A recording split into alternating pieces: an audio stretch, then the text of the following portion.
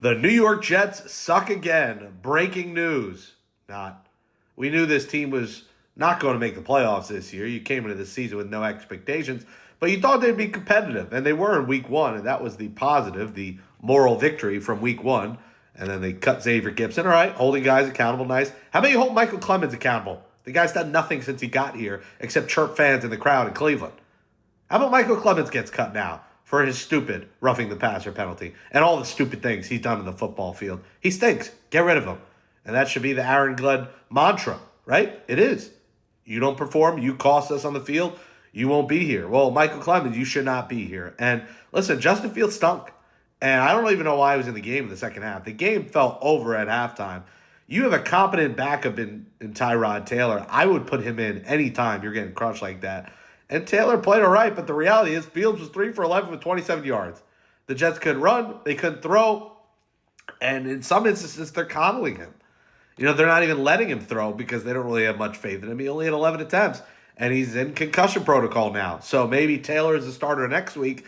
We've seen at times where Taylor comes in and outplays whoever he's replacing, so maybe that's the case for the Jets next when they go to Tampa, but I don't envision them beating anyone. They're not going to be Baker Mayfield on the road in Tampa. I said 6-7 wins for this team. I think my official prediction was 7 wins, but I'm not sure if they're going to get to 7. And it's early. I don't want to write them off 2 weeks in, but if there's ever a team to write off, it's the Jets because they're written off every year. And imagine the fans that go to that dump of a stadium, in Dump Life Stadium is what I call it, and pay money to go see that. Mind you, there were probably more Bills fans than Jets fans there. Why would any Jets fan go to that trash stadium to watch this product? I think they got an entertaining product last week. They had to, they got to see the Rodgers storyline. They got to see a competitive game, a game the Jets should have won, and they lost. But they got nothing on Sunday.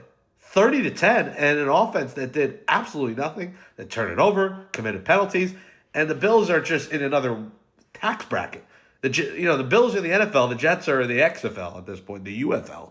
So it's going to be another long season. I'm glad I'm not doing a Jets podcast officially for the first time here in 6 years. I'll still do Jets content, but how am I supposed to have any fire and desire about this team? It's the same old shit every year, year after year, until you're blue in the face with this franchise. So, I'm not going to commit my time if they're not going to commit time to actually playing good football. So Jets suck again. They're 0-2. They'll probably lose another 7, 8, 9, 10 games. Maybe they have another 11, 12 loss season. Who knows at this point? It's another shitter for the New York Jets in 2025.